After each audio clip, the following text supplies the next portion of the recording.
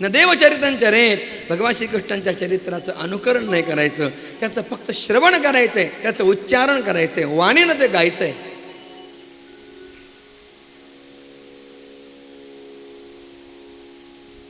शुकदेवजी सांगतात, राजन, या रास पंचाध्यायीचं जर श्रवण पठन केलं, विक्रीडितं व्रजवधू बिरदंच विष्णो श्रद्धान्वितो न शृणुयादत वर्णयेद्यः भक्तिं परां भगवती प्रतिलभ्य कामं हृदरोगमाशपहिनोत्यचिरेण धीरा.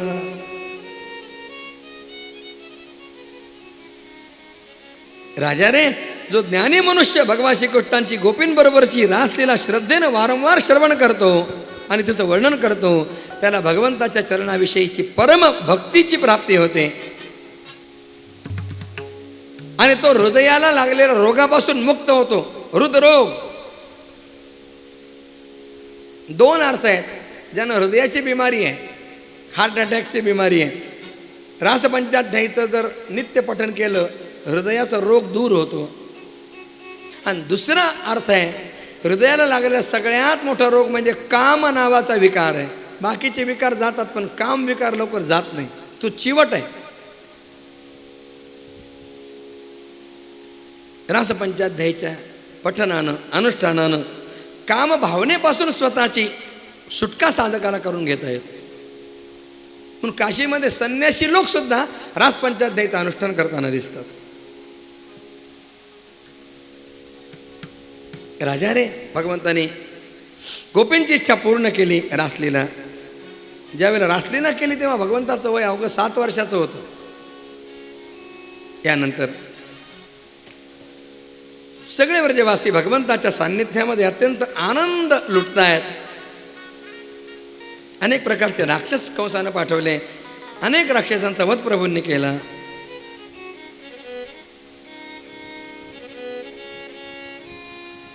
इकडे सगळे भगवान श्रीकृष्णांच्या सान्निध्यामध्ये आनंदात आहेत. पण तिकडे मथुरेला थोडंसं काय झालं तिकडे पाहिलं पाहिजे.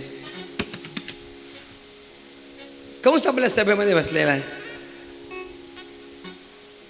चिंताक्रांत आहे. आणि अशा अवस्थेमध्ये कंस असताना नारदांचं आगमन झालं. श्रीनारायण जय नारायण जय जय नारायण नारायण.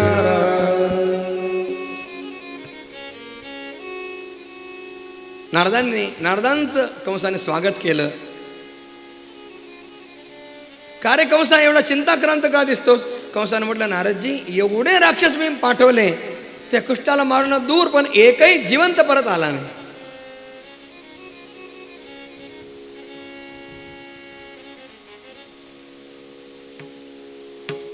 नारदाने म्हटलं, कंसा, मी तुला तेच सांगायला आलोय. अरे तुझ्या हातातून जी निष्ठून गेली ना, ती कन्या यशोदेची होती. आणि व्रजामध्ये जे कृष्ण आहेत ना नंदाकडे, अरे तोच कृष्ण वसुदेव आणि देवकीचा आहे.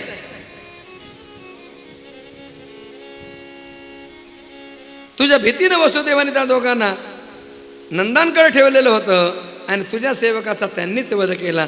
हे ऐकताच कंस क्रोधानं लाल झाला. वसुदेवांना मारण्यासाठी त्यानं तलवार उचलली. नारदाने त्याला अडवलं. कंसाने वसुदेवाने देवकी यांना पुन्हा तुरुंगामध्ये डांबलेलं.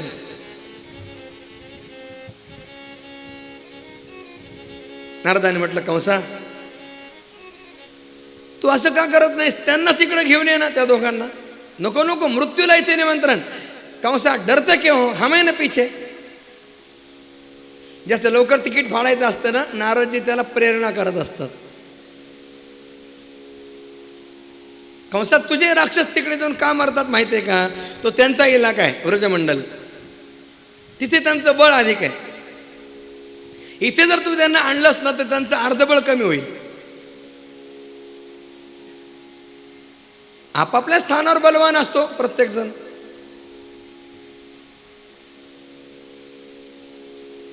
हिंदी भाषेत एक म्हण आहे बघा, अपनी गली में कुत्ता भी शेर होता है. पण दुसऱ्याच्या कॉलनीत गेला आणि 2-5 कुत्रे त्याच्या मागे लागले तर त्याला काही करता येत, तो पळून यावं लागतं त्याला. आपल्या आपल्या ठिकाणी आपलं वजन असतं. आपण तिकडे गेलो बिहारमध्ये गयेला वगैरे, ट्रेनमध्ये भांडण झालं तिकडच्या लोकांशी. आपण काय म्हणतो, जाऊ द्या आपण आता दुसऱ्या प्रांतात आलो. हे आपल्या नागपूरमध्ये पाहिजे, विदर्भात, मग आपण यांना दाखवलं असतं. आता इकडे आलो आपण, गप्प बसा.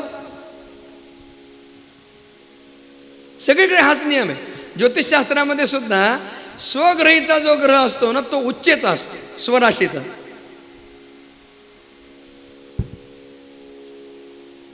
काहीतरी निमित्त काढून त्यांना इकडे आण. तुझ्याकडे मोठे मोठे मल्ल आहेत, त्यांच्याशी त्यांचा सामना कर. अरे काय, त्यांना वेळ नाही लागणार. मरण आहेच किती, 11-11 वर्षाची मुलं. कंसाने म्हटलं, नारदजी प्लॅन सक्सेस होईल ना? नारदाने म्हटलं 100%, घाबरूच नको.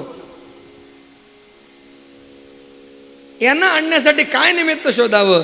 कंसानं एका यज्ञाचं आयोजन केलं, धनुर्याग. आणि त्या यज्ञाचं प्रमुख अतिथी म्हणून कृष्ण बलरामांना आणण्याचं ठरवलं. आता मोठा प्रश्न उभा राहिला, आणण्यासाठी कुणाला पाठवायचं?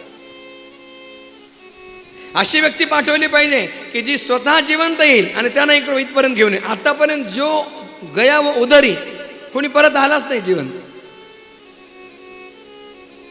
आणि कंसाच्या समोर एक व्यक्तिमत्व आलं, अक्रूर.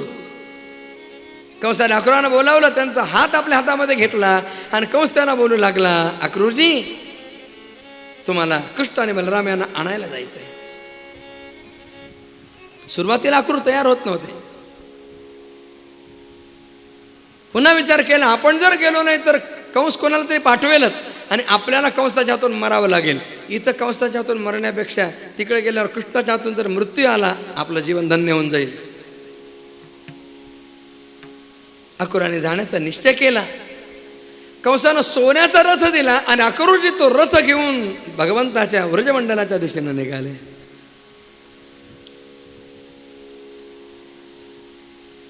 अक्रूरजींचा रथ व्रजामध्ये आला. नुकतंच भगवान आपलं गोधन घेऊन घरी गेलेले होते आणि यमुनेच्या त्या वाळवंटामध्ये, त्या मऊ अशा मातीमध्ये भगवान श्रीकृष्णांची चरणचिन्ह उमटलेली दिसली. अक्रूरांचा रोम रोम पुलकित झाला. 8-7 भाव दाटून आले. अक्रूरजी खाली उतरले आणि त्या मातीमध्ये अक्रूरजी लोळू लागले. हो, माझ्या प्रभूंच्या चरणांनी पुनीत झालेली मृत्तिका.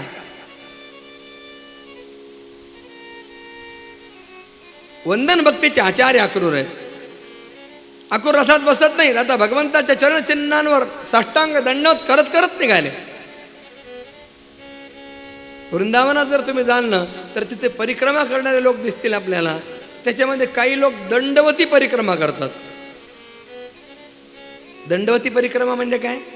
साष्टांग दंडवत घालायचा, त्यानंतर तिथे खूण ठेवायची, तिथून पुन्हा दंडवत घालायचा, अशी दंडवती परिक्रमा. खूप परमार्थ करणारे लोक आहेत महाराज. आपल्याला वाटतं आपणच परमार्थ करतो. आपल्यापेक्षा कितीतरी मोठे मोठे लोक आहेत परमार्थ करणारे. चैतन्य महाप्रभूंच्या चरित्रामध्ये असं वर्णन आहे.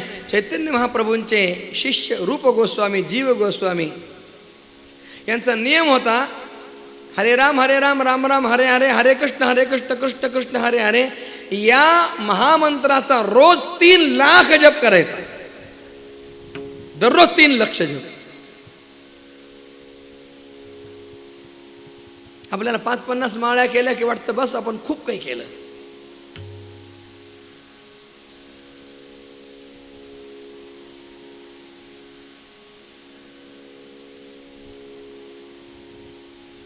आपलं करणं सुद्धा काही सामान्य नाही, साधं नाही आहे. मी नेहमी सांगत असतो सगळीकडे की खूप ठिकाणी नाम घेणारे लोक पाहिले, नामधारक लोक पाहिले, महाराजांचे मंडळ, शिष्यमंडळ पाहिले. पण मला सांगायला आनंद वाटतो की नागपूरसारखं ब्रह्मचैतन्य सेवा समितीच्या सारखं नामस्मरण त्या ठिकाणी मी तरी कोणी केलेलं पाहिलं नाही. दर महिन्याला 1.25 कोटी, 13 कोटी प्रतिवर्षाला एक एकाहुनी बळी.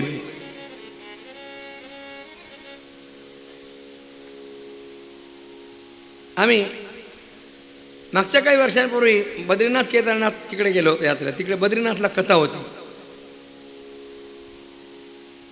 मी एका ठिकाणी थांबलो असताना एक दंडोत परिक्रमा करत येणारा मनुष्य दिसला. मी थांबलो, त्याच्याशी चौकशी केली. त्याने सांगितलं मी पंजाबमधला आहे,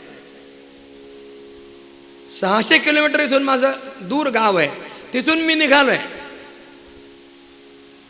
पंजाबमधून त्या गावापासून घरापासून तो निघाला, दंडवत घालत घालत निघाला. आणि त्याने सांगितलं की असं मी 4 धाम करणार आहे, बद्रीनाथ, केदारनाथ, गंगोत्री आणि यमुनोत्री, दंडवत परिक्रमा. त्यानं सांगितलं मला 6 वर्ष झाले घरून निघून, अजून 15 वर्ष माझी परिक्रमा चालणार आहे. काय परमार्थ आहे?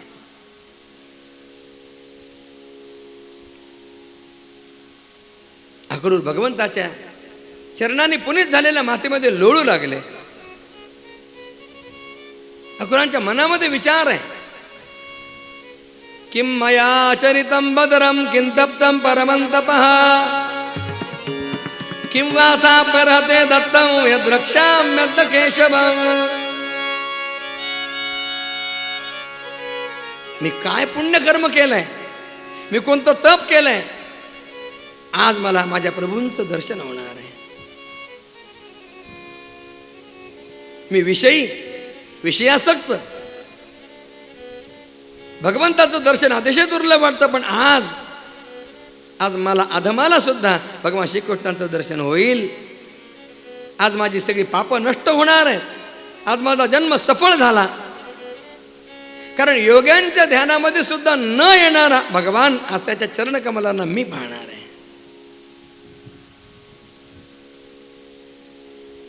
योगी यांच्या ध्याने ध्याताना तुळसी, तो तू आमापाशी मागे पुढे मागे पुढे. संतांनी वर्णन केलं.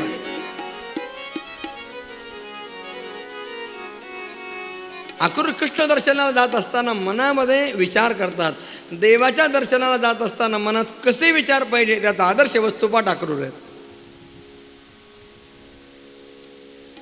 आपण देवदर्शनाला जातो, तासन तास त्या रांगेमध्ये उभं राहतो, पण मनामध्ये काहीतरी वेगळेच विचार करतो. भगवत दर्शनाला जात असताना मनामध्ये चांगले संकल्प आले पाहिजे. तन्मे मना शिवसंकल्पमस्तु. अक्रूर म्हणतायत आज खरंच कंसानं माझ्यावर फार मोठा अनुग्रह केला. आज मला माझ्या स्वामींचं दर्शन होणार आहे. तिथे गेल्यानंतर कृष्ण मला ओळखेल का? मी त्याच्या पायावर मस्तक ठेवण्यासाठी झुकेन, पण तो मला पायावर मस्तक ठेवू देणार नाही. तो मला छातीशी आलिंगन देईन. अक्रूर असे विचार करत करत ब्रजमंडलात आले. नंदभवनाच्या बाहेर रथ सोडला.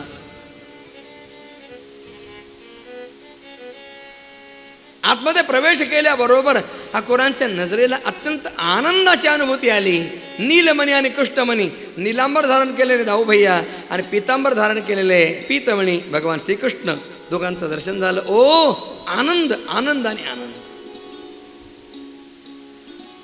डोळ्याचं पारणं फिटलं. अक्रूरांना पाहिल्यावर भगवंताने आवाज दिला, अक्रूर काका. इतका आनंद झाला अक्रूरांना. मला ओळखलं प्रभूंनी. सर्वांतरी आम्ही भगवान तेच करतात जे अक्रूर मनामध्ये विचार करत आले होते. अक्रूरांना आपल्या छातीशी आलिंगन दिलेलं आहे. अक्रूरजी आत आले. शर्मपरिहार झाले होता. अक्रूरांनी नंदांना सांगितलं, नंदराज विशेष कार्य लेकर मैं आया हूं. कृष्ण और बलराम इन दोनों को लेने के लिए आया हूं. नंद किंचाळले, नाही मी पाठवणार नाही. तनिक विचार कीजिए नंदराज, कंस बडा दुष्ट आहे. तुम्ही जर नाही पाठवलं तर हा सारी सेना व्रजामध्ये घुसवेल आणि व्रज उद्ध्वस्त होईल. मी तुम्हाला वचन देतो, जोपर्यंत आमच्या शरीरात प्राण आहेत तोपर्यंत कृष्ण बलरामांच्या केसालाही धक्का लागणार नाही. नंदाने म्हटलं मी पण येईन, आप भी चलिए. भगवंताने आपल्या सवंगड्यांना सांगून ठेवलं, सकाळी उद्या पहाटे तयार राहा, आपल्याला जायचंय. फक्त कुणाला सांगायचं नाही. रात्र झाली. सार व्रजमंडल निद्राधीन झालं. भगवान आपल्या शयीवर पहुडलेले, पण भगवंताला झोप येत नाहीये. प्रभू विचार करतायत मला आता उद्या या सगळ्यांना सोडून जायचंय, माझ्या वियोगामध्ये यांची काय अवस्था होईल, या गोपी जगतील, माझ्या यशोदामयाची काय अवस्था होईल. राजा, अरे या चिंतनानं भगवान श्रीकृष्णाला झोप येत नाहीये.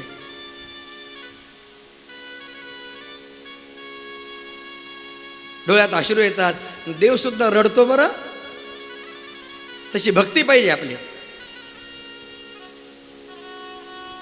महाराजांच्या चरित्रात प्रसंग आहे. एकदा महाराजांना वैराग्य झाला आणि त्याने म्हटलं मी चाललो हिमालयामध्ये. निघाले, सगळे लोक व्याकुळ झाले, मागे लागतायत महाराजांच्या. महाराज नका जाऊ, आम्हाला सोडून नका, आमचं कसं होईल तुम्ही गेल्यानंतर. महाराज निघाले, लांब बाहेरपर्यंत आले. इकडे महाराज गोंदवलं सोडून निघाले आणि तिकडे रामरायाच्या डोळ्यातून अश्रूंच्या धारा वाहू लागल्या. पुजाऱ्याने ते पाहिलं, धावत धावत महाराजांच्या मागे येतोय. महाराज थांबा, महाराज थांबा. त्यांनी सांगितलं महाराज, महाराज जाऊ नका. अहो महाराज, रामरायाच्या मूर्तीच्या डोळ्यातून अश्रू येऊ लागलेले आहेत, रामराय रडताय. ते ऐकल्यानंतर महाराज व्याकुळ झाले, धावत धावत आले. पाहिलं तर खरंच मूर्तीच्या डोळ्यातून अश्रूंच्या धारा वाहू लागल्या होत्या. महाराजांनी म्हटलं देवा, तू माझ्यासाठी रडतोस, मग तुला रडत ठेवून मला कुठे जायचंय, जाणं माझं रद्द. रामरायाला अभिषेक केला, नैवेद्य केला, नाम संकीर्तन केलं. डोळ्यातला अश्रूंचा प्रभाव थांबला.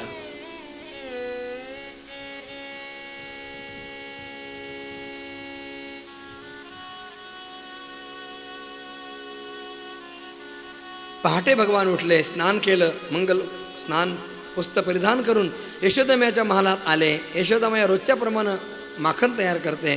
कन्याने आवाज दिला, मैया. पाहिलं काना, इतनी जल्दी तयार हो गए. कन्याने म्हटलं मैया, मैया मुझे भूक लगी है. हसते यशोदा, काना रोज मी तुझ्या मागे, तुझ्या पाठीमागे जेवणाचं ताट घेऊन धावत असते. स्वतःहून आला आज भूक लागली म्हणून. काय देऊ तुला काना. मैया आपके हाथों की खीर मुझे बहुत पसंद है. यशोदा रानीने खीर तयार केली. मैया आपके हाथों से खिलाई है. यशोदा अत्यंत प्रेमानं आपल्या कान्होबाला खीर खाऊ घालते. खीर खाता खाता भगवंताच्या डोळ्यातून अश्रू येतात. कान्हा, बरं वाटत नाही का, डोळ्यात अश्रू नाही. मैया उगीच मनात म्हणतायत भगवान, मैया हे अश्रू यासाठी आहेत का, तर यानंतर मला इतकं प्रेमानं भरवणारं कोण मिळणार आहे. हे बघा, देवाकडे सगळ्या गोष्टी आहेत, फक्त त्याच्याकडे प्रेमाची कमतरता आहे. थोर प्रेमाचा भुकेला हाचे दुष्काळ पयाला. रघुरायाला तहान प्रेमाची.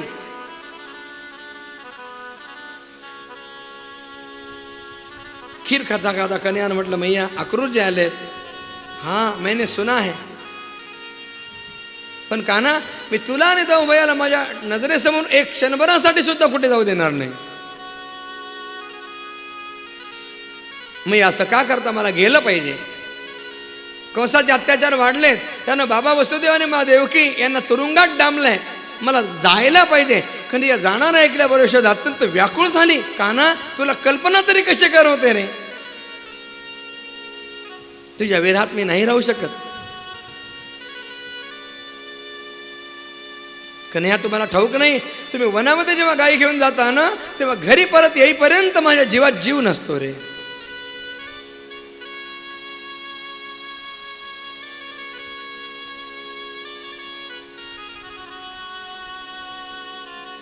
भगवंताने म्हटलं, मैया मला जावं लागणार आहे. यशोदेने रडत रडत म्हटलं, जा बाबा, तुला कोण अडवणार. आणि हा, तुला तुझं सख्या आईकडे जायचंय ना, मी कोण तुझी. भगवंताने म्हटलं, मैया असं बोलू नका, तुमच्या इतकं प्रेम मला कोणी दिलं नाही.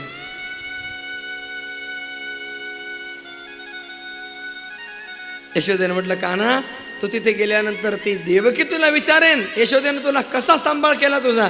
कन्हैया बाकी काही सांगायचं तर सांग किंवा नको सांगू, पण एक गोष्ट मात्र सांगू नको, मी तुला उखळायला बांधलं हे विसरून जा. कन्हैयानं म्हटलं मैया मी बाकी सगळं विसरेन, फक्त तेच विसरू शकणार नाही, कारण मला बांधणारा कोणीच नाही.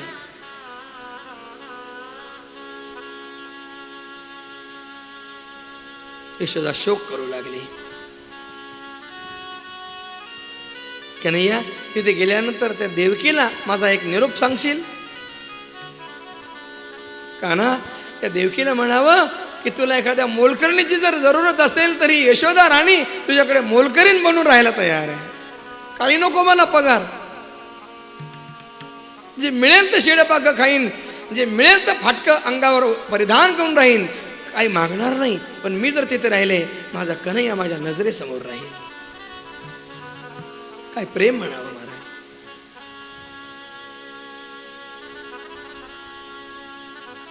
रोहिणी माता यशोदा मैया यांनी कान्होबा आणि दौभैया यांना औक्षण केलेलं आहे. भगवान रथात बसणार एवढ्यात ही गोष्ट गोपींना कळली. कळू दिलं नव्हतं गोपींना, पण कळल्याशिवाय थोडंच राहणार आहे. कळल्याबरोबर गोपी धावत धावत आल्या आणि त्या गोपींनी यशोदेच्या भोवती एकच गर्दी केली. आणि त्या गोपी यशोदेला विचारू लागल्या, गवळण म्हणती यशोदेला कोठे गे सावळा, कारत शृंगारीला सांगे ओ मजला, अक्रूर उवासे बाई गे साजणी या नंदाच्या अंगणी मिळाल्या गवळणी, नंदाच्या अंगणी मिळाल्या गवळणी, नंदाच्या अंगणी मिळाल्या गवळणी. गोपी यशोदेला विचारतात, रथ तयार दिसतो आहे, काना कुठे जातोय का.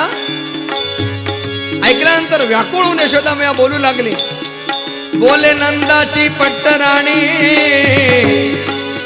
सद्गदित होऊनी, मथुरेसी चक्र पाणी जातो गे साजणी, विवळ झाले मन हे वचन ऐकोनी या नंदाच्या अंगणी मिळाल्या गवळणी, या नंदाच्या अंगणी मिळाल्या गवळणी, या नंदाच्या अंगणी मिळाल्या गवळणी. गोपी शोक करू लागल्या. अक्रूराला बोलतायत, अक्रूरा चांडाळा तुझं कोणी झाडीला, का घात करू आलासी वदिसी सकळा. अक्रूरा अरे तू नावाप्रमाणे क्रूर आहेस, अक्रूर तुझे नाम तैशीच करणी, तू आमचा कानोबा येत नाहीस, आमचे प्राण घेऊन चाललायस. गोपी वेदात्याला ब्रह्मदेवाला दोष देत आहे. अहो विधातस्तवन क्वचित दया संयोज्य मैत्र्या प्रणयेन देहिनः, कांश्चा कृतार्थान् विनंक्ष पार्थक विक्रीडितन्तेर्वग चेष्टितं यथा. विधात्या तुझा क्रूर खेळ आहे रे. कन्हैयाचा आमचा वियोग घडवायचा होता तर संयोग कार्य घडवलास. ब्रह्मदेवाला दोष देऊ लागल्या गोपी. नाथ महाराज वर्णन करतात, भगवान रथावर आरूढ झाले, रथी चढले वनमाळी,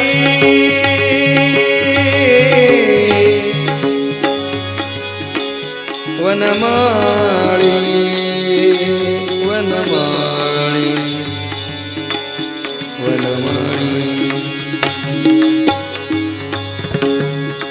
रथी चढले वनमाळी वनमाळी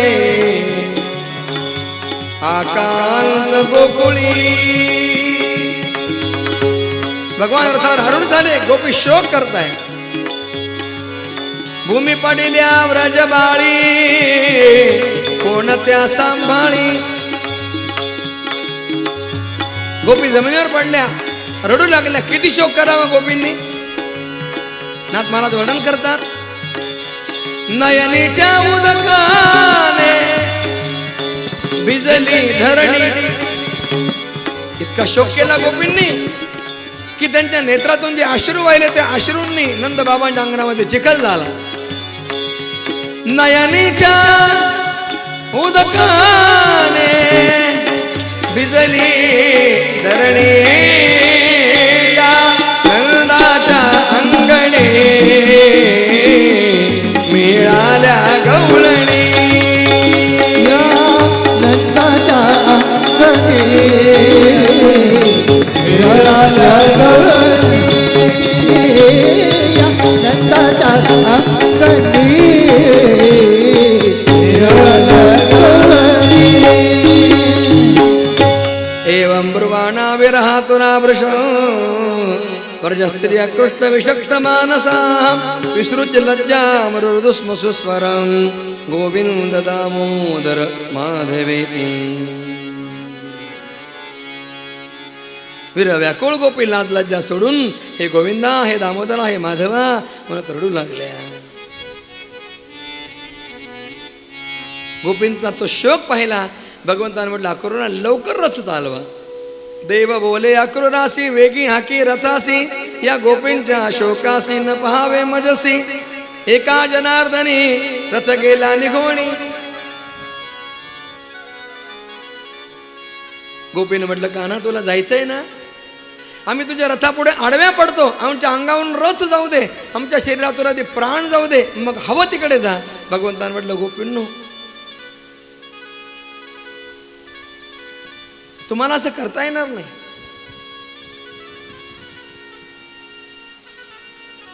माझ्यासाठी तुम्हाला प्राणकंठात धारण करून ठेवावे लागतील गोपींनो मी पुन्हा येईन आणि खरंच पुन्हा आला हो पुन्हा येईन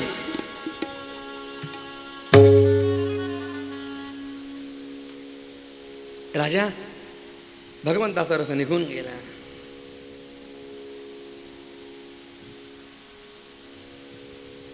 आज वृंदावनातलं चैतन्य हरवलं राजा काय सांगू आज वृंदावनामध्ये एकही चूल पेटली नाही कुणी अन्न घेतलं नाही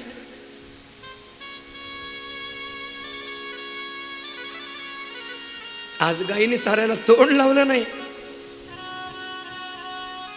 आज वासराने गाईचं दूध पिलं नाही आज तान्या बाळानं आपल्या आईचं दूध पिलं नाही आज सारं वृंदावन भगवंताच्या वियोगामध्ये अत्यंत शोकग्रस्त झालंय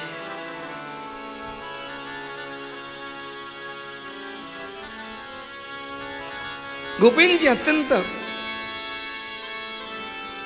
कठीण अवस्था झाली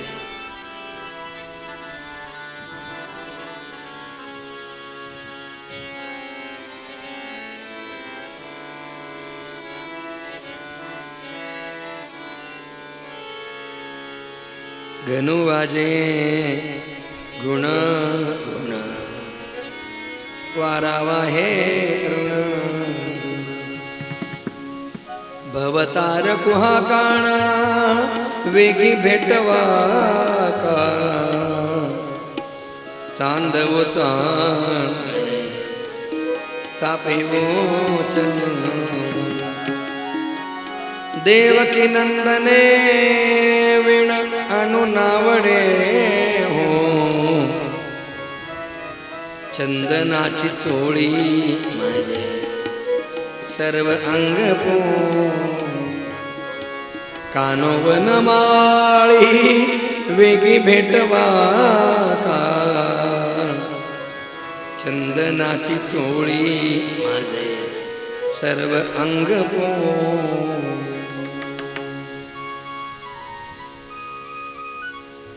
गोपीने अपार शोक केला. भगवान आले, 11 वर्ष 11.5 वर्ष राहिले, निघून गेले.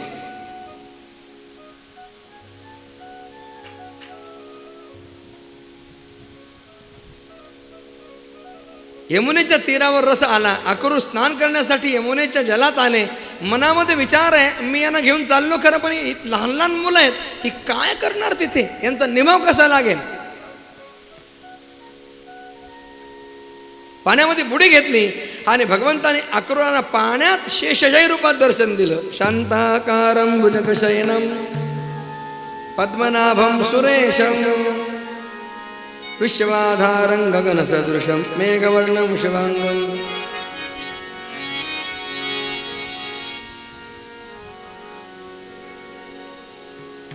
लक्ष्मी, पुष्टी, सरस्वती, कांती, कीर्ती, तुष्टी, ऐश्वर्य, बल, ज्ञान, श्री, यश आणि वैराग्य या षडैश्वरी रूप शक्ती,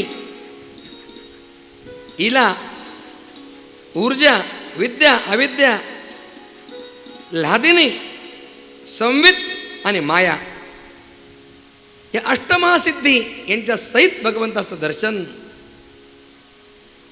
अक्रूरांना झालं.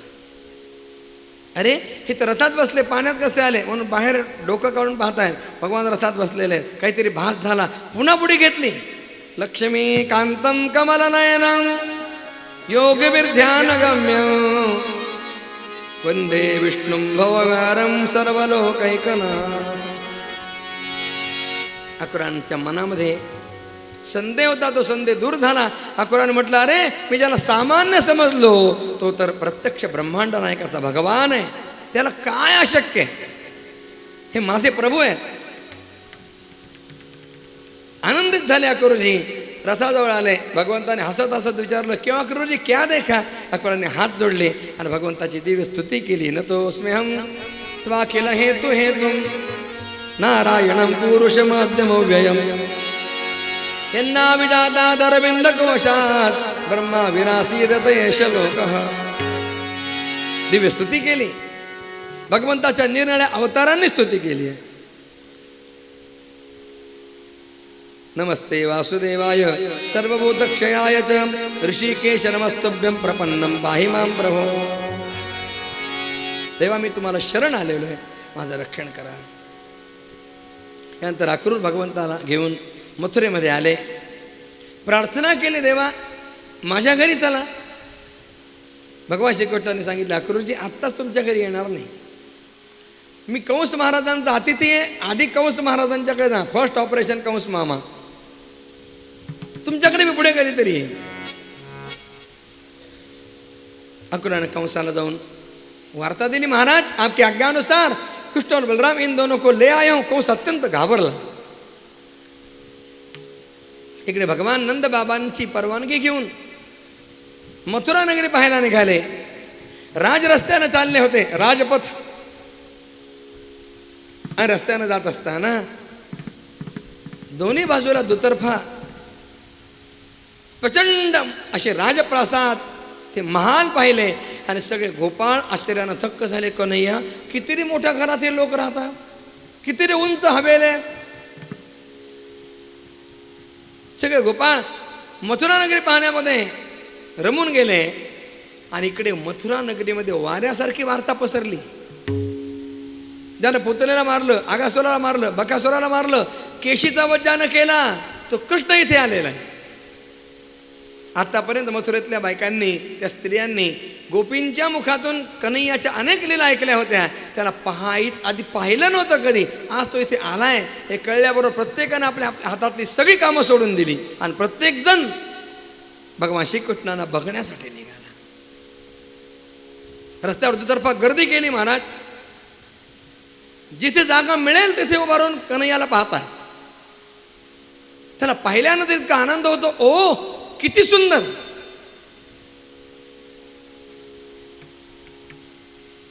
सावळे सुंदर रूप मनोहर, सावळे सुंदर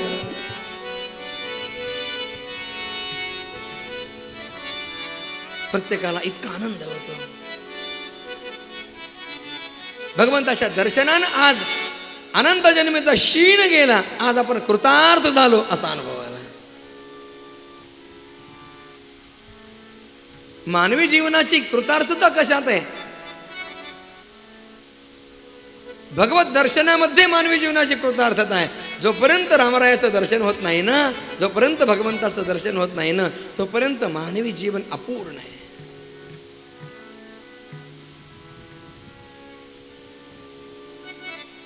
लोकांना संसार पूर्ण झाला असं वाटतं. महाराज आता काही राहिलं नाही. बंगला झाला, गाडी झाली, 4 धाम 4 यात्रा 4 वेळेला झाली, सुना चांगल्या आहेत, नातवंड चांगली आहेत, पतवंड चांगली आहेत, काही राहिलं नाही. संसार सुफळ झाला. सामान्य लोकांच्या दृष्टीनं संसार सुफळ झाला, यामध्ये संसाराचं साफल्य माणसाला वाटतं. पण महाराजांच्या दृष्टीनं, संतांच्या दृष्टीनं संसार कधी सफळ होतो? जेव्हा भगवंताचं दर्शन होतं, जेव्हा रामरायाचा साक्षात्कार होतो, तेव्हा संसार सुफळ झाला असं समजावं. आज संसार सुफळ झाला गे माये, देखिले पाय विठोबाचे.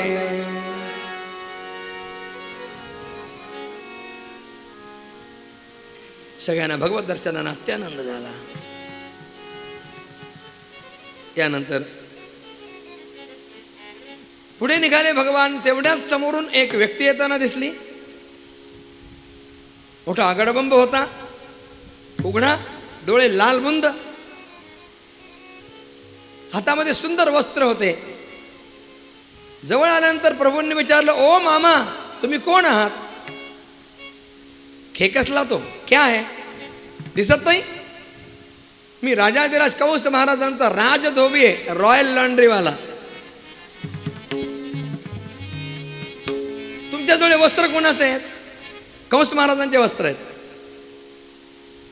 कन्यानं म्हटलं, तुमच्या कंस महाराजांना एवढेच कपडे आहेत का? रागावला तो, कितीतरी वस्त्र आहेत, मग हे वस्त्र मला देता का?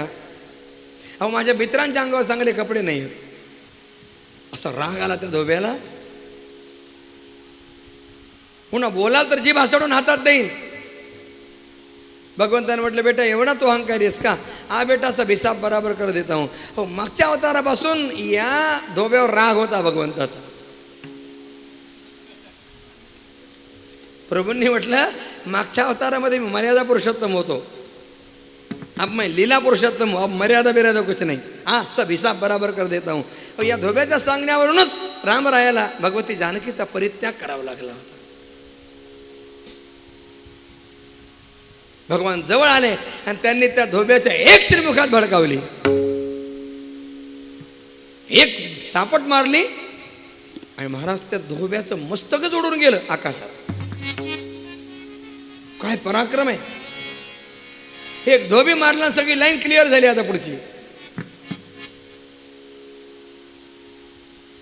कपडे घेतले, आपल्या मित्रांना दिले. 2 भाऊबहीण आपल्यासाठी वेश काढून ठेवले, बाकी सगळे मित्रांना दिले. एवढे सुंदर कपडे अंगावर घातले, सगळेजण आनंदानं नाचू लागले, जय जयकार करू लागले. कृष्ण कन्हैया लाल की. उपवास आहे काय तुम्हाला? मोठ्या आवाजात जय जयकार करा, नाही तर उद्या काकांना सांगेन प्रसाद करूच नका महाप्रसाद. कृष्ण कन्हैया लाल की. वा वा वा. असं जय जयकार केला म्हणजे शेजारची झोप जाते. पुढे एक शिंप्याचं दुकान लागलं.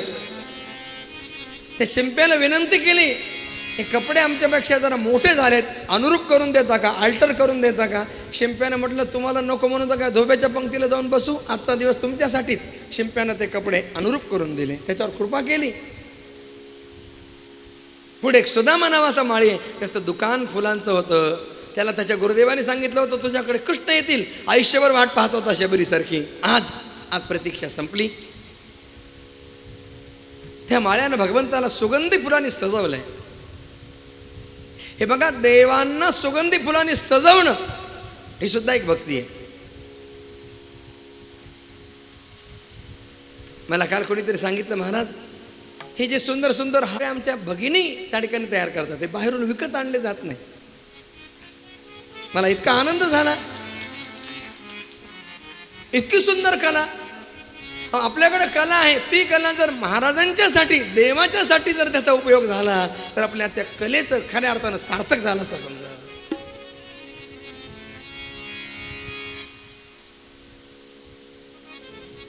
सेवा करणाऱ्या ज्या भगिनी आहेत, या माता मौल्या, या सगळ्यांच्यासाठी एकदा टाळ्या वाजवा.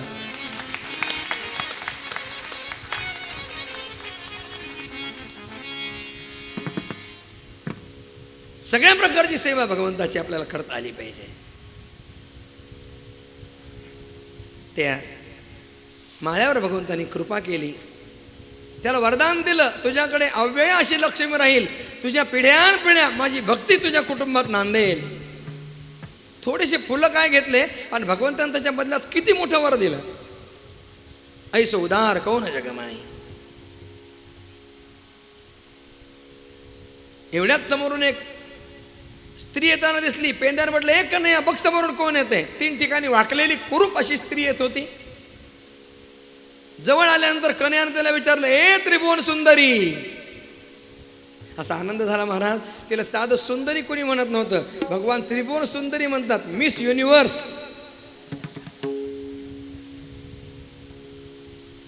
ए कोण आहेस ग तू. तिने सांगितलं, दास्यस्म्यहं सुंदर कंस सम्मता त्रिवक्र नामायुन लेप कर्मणी. महाराज, मी कंस महाराजांची सैरंद्री आहे. सैरंद्री, तुम्हाला सैरंद्री कळणार नाही, तुमच्या शब्दात सांगतो. ती कंस महाराजांची ब्युटी पार्लर वाली होती. पार्लर वाली, जीवनाचा अविभाज्य घटक. तिच्याशिवाय कोणतं फंक्शनच होत नाही.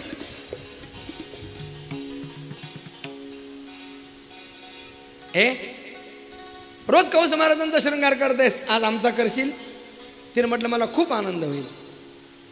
आणि तिने भगवान श्रीकृष्णाचा शृंगार केला. महाराज, अंगाला अंगराग लावला, उठणं लावलं, अत्तर लावलं, मस्तकावर भाल प्रदेशावर सुंदर गंध लावलं. भगवान प्रसन्न झाले.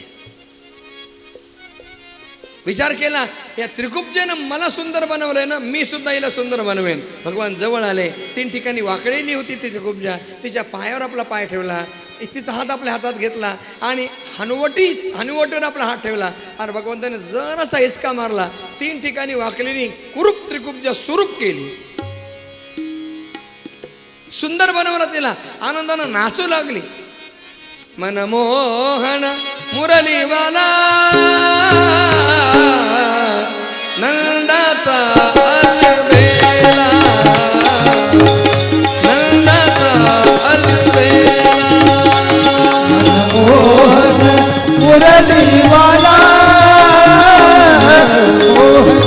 मुरलीवाला नंदाचा अलबेला, नंदाचा अलबेला, नंदाचा अलबेला.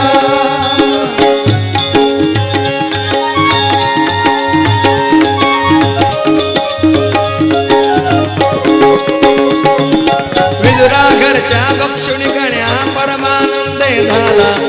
विदुरा घरच्या बक्षुणी कण्या परमानंदे झाला. मनमोहन मुरलीवाला नंदाचा, नंदाचा अलबेला, नंदाचा अलबेला. एका जनार्दनी तो जगजेठी कुब्जे सीरत झाला. एका जनार्दनी तो जगजेठी कुब्जे सीरत झाला.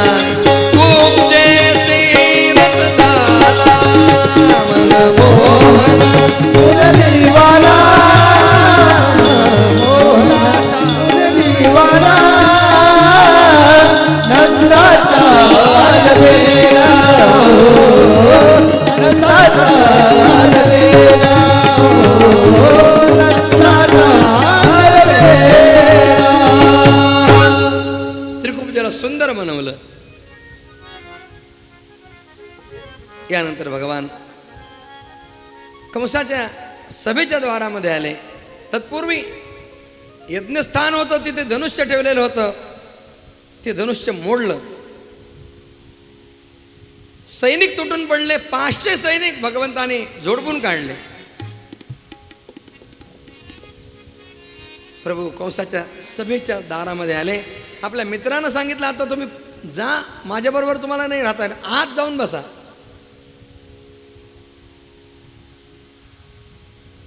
दारामध्ये कोवल्यापेठ नावाचा हत्ती होता, उन्मत्त असा हत्ती. वाटेत उभा होता. माहुताला सांगितलं, माहुता हत्ती बाजूला कर, आम्हाला आत जायचंय.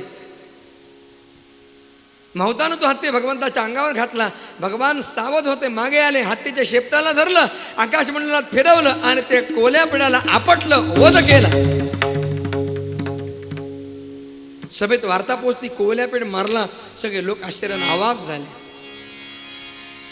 सगळ्यांच्या नजरा सभेच्या द्वाराकडे वळल्या. भगवान येताना दिसले. कुणाकुणाला कसे दिसले? मल्लानाम शनींद्रणां नरवरः स्त्रीणां स्मरो मूर्तिमान गोपानां स्वजनो असतां क्षितिभुजः शास्ता स्वपितरो शिशु. मल्ल होते, त्यांना प्रतिस्पर्धी वज्रासारखा कठीण कृष्ण दिसला. स्त्रियांना मदन दिसला. योग्यांना परमतत्व दिसलं. कंसाला मृत्यू दिसला. कंसानं पाहिल्यावर आज्ञा केली, मल्लयुद्ध आरंभ हो. मल्लयुद्ध आरंभ झालं. सगळे लोक अन्याय करून ओरडू लागले, कंस अन्याय करतोय. एवढी लहान लहान मुलं, त्यांच्या बरोबर एवढ्या पर्वतासारख्या राकट मल्लांचा सामना. मुष्टिक चाणूर आखाड्यात उतरले. भगवान श्रीकृष्णांचं युद्ध सुरू झालं चाणूराशी. दाऊभयांचं युद्ध सुरू झालं मुष्टिकाशी. सगळे लोक आश्चर्याने अवाक होत आहेत. भगवंताचा पराक्रम काय, भगवंताचं चापल्य आहे. आणि भगवान श्रीकृष्णाने त्या चाणूराच्या छातीवर आघात केला. रक्त ओकला, चांडूर मेला. मुष्टिकाला ठार मारलं. शलाचा वध केला. सभेमध्ये जय जयकार करू लागले सगळे. कृष्ण कन्हैया लाल की. 2 पार्ट्या पडल्या.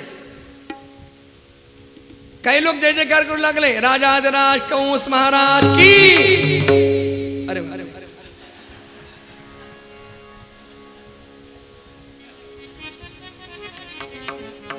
गडकरी साहेबांच्या आणि फडणवीस साहेबांच्या मतदारसंघात कंसाचे अनुयायी.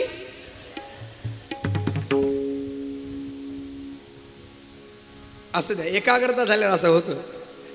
सगळे आपण एकाच पक्षाचे आहोत. रामाचा पक्ष तो आपला पक्ष. भगवंताने आपला मोर्चा कंसाकडे वळवला. कंसाला खाली ओढलं. त्याच्या छातीवर भगवान बसले आणि भगवंताने कंसाच्या छातीवर प्रहार केला आणि दुष्ट कंसाचा वध केला. गोपाल कृष्ण भगवान की जय. कृष्ण कन्हैया कंसाचे 8 भाऊ मारले. गोपाळाने भगवंताला उचललं आणि सगळे एकच एक जल्लोष करू लागले. गोपाला गोपाला देवकी नंदन गोपाला. गोपाला गोपाला देवकी नंदन गोपाला. गोपाला गोपाला देवकी नंदन गोपाला. गोपाला गोपाला देवकी नंदन गोपाला. देवकी नंदन गोपाला वसुदेव नंदन गोपाला. देवकी नंदन गोपाला वसुदेव नंदन गोपाला. देवकी नंदन गोपाला वसुदेव नंदन गोपाला. देवकी नंदन गोपाला वसुदेव नंदन गोपाला. गोपाला गोपाला नंद नंदन गोपाला. सब गाइए. गोपाला देवकी नंदन गोपाला. गोपाला गोपाला नंद नंदन गोपाला. गोपाला गोपाला देवकी नंदन गोपाला. नंद नंदन गोपाला यशोदानंदन गोपाला. नंद नंदन गोपाला यशोदानंदन गोपाला. नंद नंदन गोपाला यशोदानंदन गोपाला. नंद नंदन गोपाला यशोदानंदन गोपाला. गोपाला गोपाला नंद नंदन गोपाला. गोपाला देवकी गोपाला. गोपाला गोपाला रे प्यारे नंदलाला. गोपाला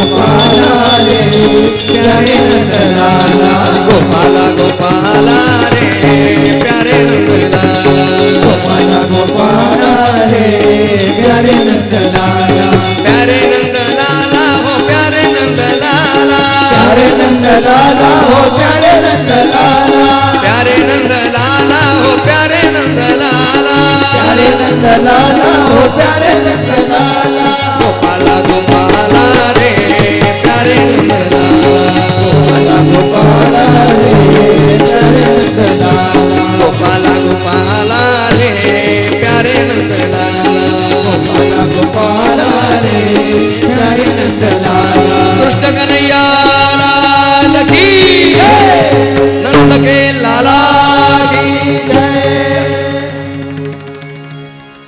कंसाचा वध केला, बंदीशाळा फोडली, वसुदेव देवकीनं मुक्त केलं. देवकीनं पोटाशी धरलं, डोळ्यातून अश्रूंचा पूर वाहू लागला. 11 वर्ष दूर होते भगवान. माँ अब चिंता मत करो, अब तुम्हें छोड़कर नहीं जाऊंगा. यानंतर उपनयन संस्कार झाला. उज्जैनला सांदीपनी गुरूंच्या आश्रमामध्ये अध्ययनासाठी आले प्रभू. 64 दिवस तिथे राहिलेले आणि 64 दिवसांमध्ये 64 कलांचं अध्ययन प्रभूंनी केलेलं आहे. अहोरात्रे चतुष्षष्ट्या संयत्तो तावती कला. याच गुरुकुलामध्ये सुदामाची भेट झाली, सुदामाची मैत्री झाली.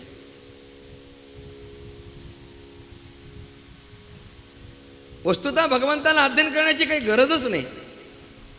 यस्य निश्वसितम वेदा, वेद त्याचे श्वास आहेत, त्याला काय अध्ययनाची गरज आहे. पण भगवान अध्ययन का करतात.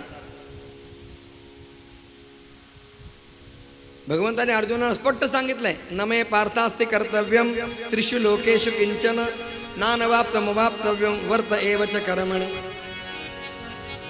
अर्जुना, मला कुठलंच कर्तव्य नाही आहे रे, पण मी हे सगळं का करतो. मी जर केलं नाही तर लोकही करणार नाही. यद्यदाचरते श्रेष्ठा तत्त देवे तरो जनः सयत प्रमाणं कुरुते लोकस्तदनुवर्तते. मोठ्या लोकांना, संतांना काही परमार्थ करण्याची गरज नाही, पण ते का करतात. लोकांनी आपलं अनुकरण करावं यासाठी. महाराजांना काय गरज आहे नाम घेण्याची हो. ते स्वतः नामावतार आहेत, पण ते नाम यासाठी घेतात की तुम्हा आम्हाला नाम घेण्याचा आदर्श मिळावा, तुम्ही आम्ही लोकांनी नाम घ्यावं. लोकांमध्ये त्या ठिकाणी एक ट्रेंड असतो. मोठ्या माणसाने एखादी गोष्ट केली ना की लोक म्हणतात नाही खरंच आपण केली पाहिजे.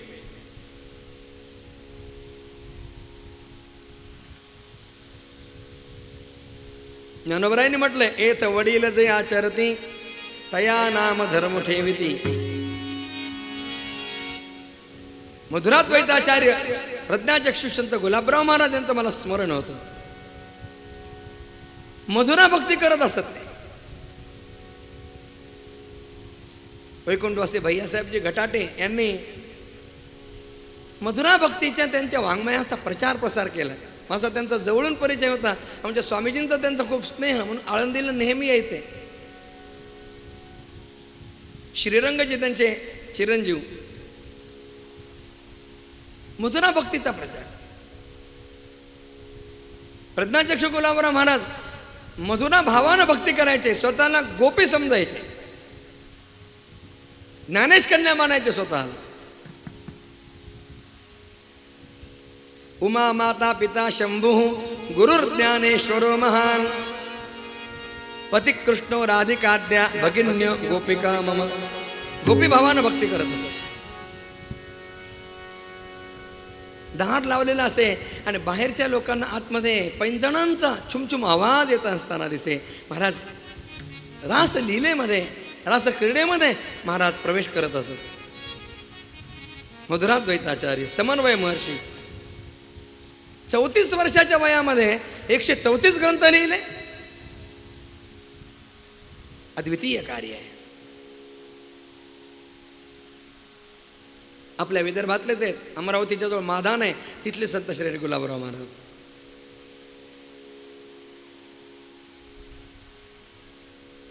अध्ययन केलं. गुरुदक्षिणा म्हणून गुरूंचा मृतपुत्र जिवंत करून आणून दिला. त्यानंतर भगवान मथुरेमध्ये राहतात. पण भगवंताला मथुरेमध्ये करमत नाही, मन लागत नाही. एकदा उद्धव प्रभूंना भेटण्यासाठी आले. डोळ्यामध्ये अश्रू दिसले. उद्धवाने विचारलं, प्रभो आंखों में आंसू, क्या बात है? भगवान श्रीकृष्णाने उद्धवांचा हात आपल्या हातामध्ये घेतला आणि भगवान गुज बोलू लागले आपल्या अंतरीच. उद्धव उद्धव क्या कहूं, उद्धव मोहे गोकुल की याद सतावे. मला गोकुळीची फार आठवण येते रे. उद्धवा मी आलो खरं त्यांना सोडून, पण माझ्या वियोगामध्ये त्यांची काय अवस्था झाली असेल. माझ्या गोपी जगल्या असतील की नाही. उद्धवा माझ्यासाठी एक करशील? गच्छोद्धव व्रजम सौम्य पित्रोर्णव प्रीतिमावह. व्रजामध्ये जाऊन माझ्या नंद बाबा यशोदा मैया यांना मी आठवण केली म्हणून सांग, माझ्या गोपींना सांग मी आठवण केली म्हणून. उद्धवा शांतवन करजा त्या गोकुळवासी जनांचे. बानंद यशोदा माता मदसाठी त्यजितील प्राण. त्यागुनी प्रपंचा फिरती मनी उदास रानो रान. अन्न पाणी त्यजुनी रडती अति दुःखित झाले दीन. जन्मलो तैहुनी झटले मजसाठी तिळ तिळ तुटले. आटले रक्त देहाचे ज्ञानी. आणि भगवान श्रीकृष्ण मला त्या अडाणी गवळणींच्या जवळ पाठवत आहेत. खेड्यातल्या त्या गवळणी, त्यांना माझी भाषा समजेल. पण आता सांगितलंय तर गेलं पाहिजे. मी जाईन, 2 दिवस राहीन आणि परत येईन असा निश्चय करून उद्धवजी व्रजामध्ये आले. पण महाराज व्रज मंडळामध्ये आल्यानंतर उद्धवांना तिथलं वातावरण कृष्णमय झालेलं दिसलं. उद्धवानं पाहिलं प्रत्येकाच्या वाणीचा, प्रत्येकाच्या चिंतनाचा एकच विषय कृष्ण. उद्धव आत प्रवेश करतात. एका झाडाखाली पारावर पिंपळाच्या वृद्ध लोक बसलेले दिसले. ते गप्पा मारत होते. कसल्या गप्पा? फालतू गप्पा नाही. प्रत्येकाच्या मनामध्ये एक वेदना होती आणि ते आपापसात बोलत होते. का हो, आठवतं का हो, आपण इथे बसलेलो असायचो, इथून आपला कानोबा जायचा, जाताना आपल्याला फक्त एकच शब्द विचारायचा, बाबा ठीक आहे ना. हो, त्यांना किती आनंद व्हायचा आपल्याला. गेले होते दिवस, गेले. उद्धवजी पुढे निघाले. एका दारासमोर, घरासमोर एक आजी आपल्या नातवांना गोष्ट सांगत होती. कौचिवची नाही, कृष्णाची गोष्ट सांगत होती. उद्धवजींना जाणवलंय प्रत्येकाचा विषय एकच आहे, कृष्ण. नंद भवनामध्ये आले. नंदांनी उद्धवांचं स्वागत केलं. आत यशोदेच्या महालात घेऊन आले. बघा कोण आलंय. यशोदेनं चमकून पाहिलं, कृष्ण आलाय. नाही हो, कृष्ण कसला येतोय, त्याचा मित्र आलाय.